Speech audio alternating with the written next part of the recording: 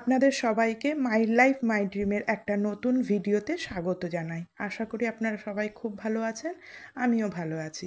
আজকে আমাদের পুরীতে শেষ দিন, মানে আজকে আমাদের ফিরে যাওয়ার পালা। তাই আমরা চলে এসেছি পুরী স্টেশনে। আমাদের টাইম হচ্ছে, ট্রেনের টাইম হচ্ছে 1:50, পুরী টু হাওড়া বন্দে ভারত। তো হাতে কিছুটা সময় নিয়ে বেরিয়ে এসেছি। এবার দাঁড়িয়ে আছি, এখনও পর্যন্ত ট্রেন প্ল্যাটফর্মে দেয়নি, দিলেই আমরা আস্তে আস্তে মানে প্ল্যাটফর্মের দিকে এগিয়ে যাব। এই তো আমাদের ট্রেন প্ল্যাটফর্মে দিয়ে দিয়েছে, আর আমরাও আমাদের কোচ অনুযায়ী এগিয়ে চলেছি। এসে গেছি আমরা আমাদের কোচের সামনে। আবার আগে ভেতরে ঢুকে নিই, তারপর কথা বলছি।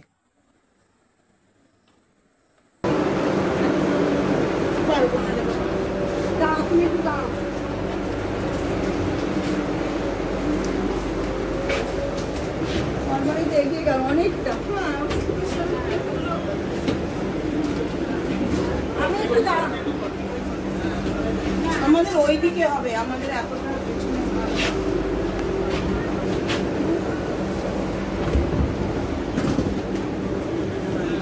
দাও।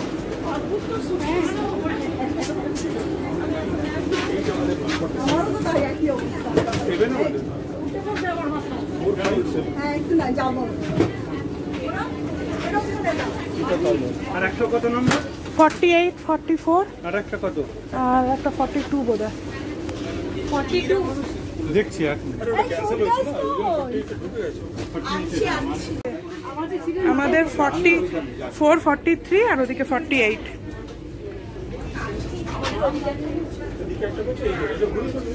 হ্যাঁ, ঘুরিয়ে নাও।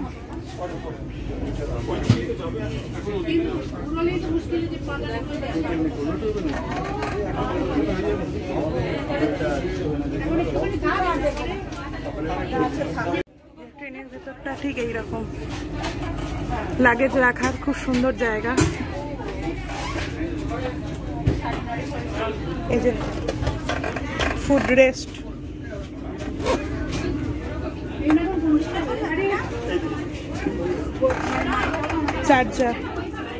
চার্জার সব সিটের নিচে আছে।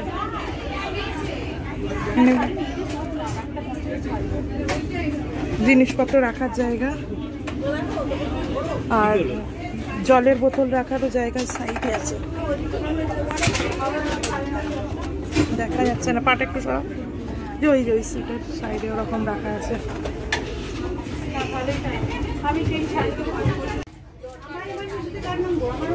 বসে পড়েছি যার সিটে। টাইম তখন আমি ভুল বলেছি, 1:30, টাইম হচ্ছে 1:50। পুরী টু হাওড়া বন্দে ভারত।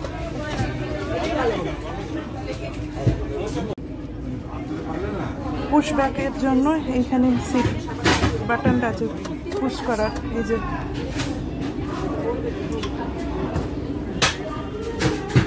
আর দুটো সিটের মধ্যখানে এই যে জিনিসটা আছে।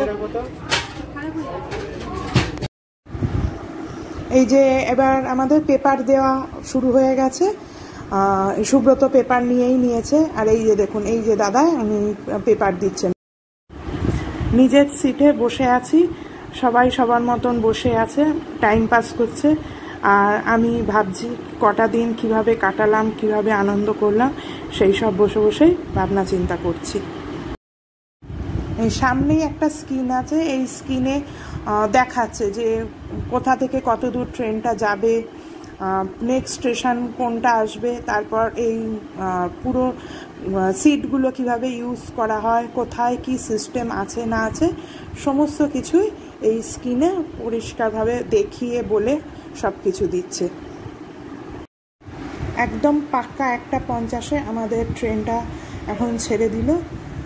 এই যে আমাদের ট্রেন পুরী স্টেশন ছেড়ে বেরিয়ে যাচ্ছে। আস্তে আস্তে এগোচ্ছি। এই যে পাক্কা 1:50 টাইম হয়ে রয়েছে।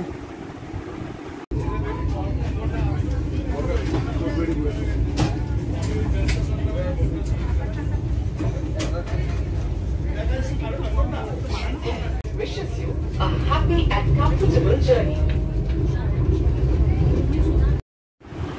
ফার্স্টেই আমাদের দিয়ে দিয়েছে স্যুপ, তার সাথে দিয়েছে স্যুপ স্টিক, আর দিয়েছে এই যে স্যুপ পাউডার, এই যে বাটার, আর গোলমরিচের গুঁড়ো, নুন, সমস্ত কিছু আছে। এবার এটা আমরা খাই। ওরা এইরকম বোল আর স্পুন আর গরম জল দিয়ে গেছে, আমরা স্যুপটা বানিয়ে নিয়েছি। আর এই যে ব্রেড স্টিকগুলো দিয়ে এই গরম গরম স্যুপটা এখন আমি এনজয় করি।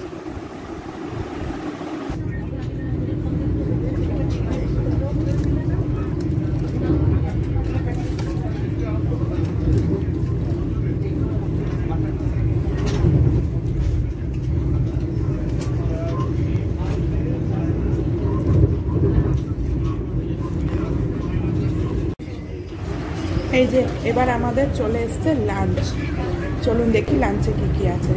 আছে সাদা ভাত, ডাল, চিকেন, আছে আচার, আর তার সাথে একটা সবজি ছিল, আর ছিল দই।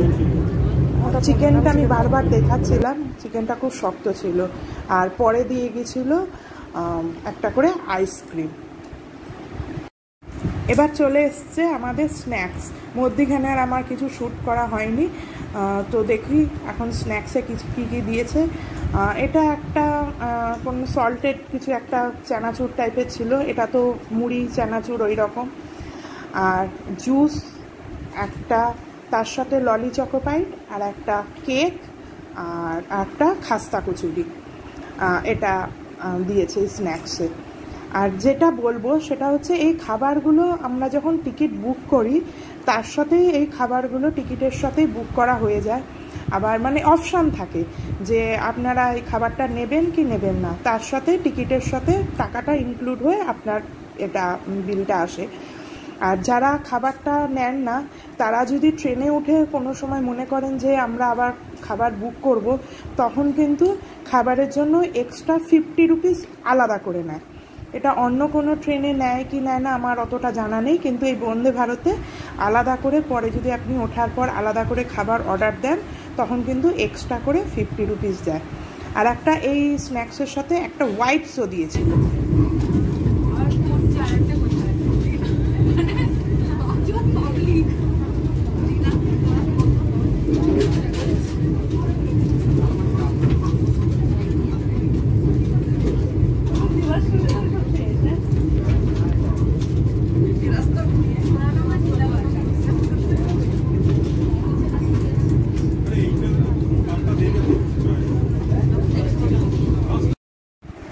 এবার চলে এসছে চায়ের সময়, টি টাইম।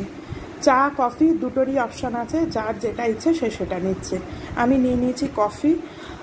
ওরা কাগজের কাপ আর এমনি কাপও দিচ্ছে, আপনার ইচ্ছে মতন আপনি কাপটা নিয়ে নেবেন। ওরা গরম জল দিয়ে দিচ্ছে, এবার আপনি আপনার মতন চা বা কফি সবটাই বানিয়ে নেবেন।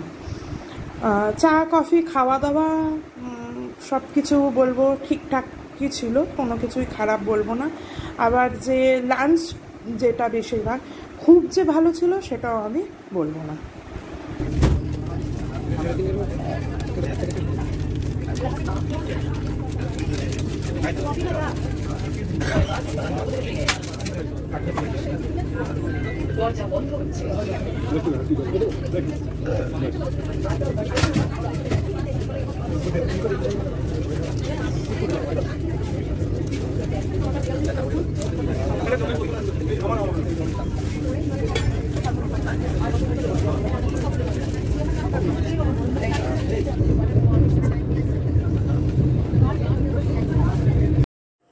দেখুন স্ক্রিনে দেখাচ্ছে আমাদের নেক্সট স্টপেজ হচ্ছে হাওড়া, মানে আমরা প্রায় বাড়ির দোরগোড়ায় এসে পৌঁছে গেছি। কিন্তু আমাদের সাঁতরাগাছি স্টেশনের অনেকটাই আগে আমাদের এখন ট্রেনটা মাঝপথে দাঁড়িয়ে আছে। জানি না ট্রেনটা কখন ছাড়বে, কেননা ট্রেনে অ্যানাউন্স করে জানানো হয়েছে যে কিছু কারণবশত যেরকম লাইন ক্লিয়ার না পাওয়ার জন্য এরকম ট্রেনটা দাঁড়িয়ে আছে। তো এখন যেহেতু ইন্টারনেটের যুগ, আমরা মোবাইলে সবাই দেখলাম যে ইটাবেরিয়াতে কোনো একখানা রেল অবরোধ হয়েছে, বড় গণ্ডগোল হয়েছে, যার জন্য আমাদের ট্রেনটা এরকম দাঁড় করিয়ে রেখেছে। যখন আমরা একদম মাঝপথে দাঁড়িয়ে, ট্রেনের ভেতরে ভালোই কোলাহল শুরু হয়ে গেছে। কারণ দেখবেন বাড়ি কাছে এসে গিয়ে যখন এরকম হয় তখন সত্যি খুব নিরাশ লাগে, আর একদম ভাল লাগে না। জানি না কখন গিয়ে আমরা টাইম মতন তো আর পৌঁছতে পারবো বলে মনেই হচ্ছে না, কখন গিয়ে পৌঁছবো। আবার দেখা হবে একটা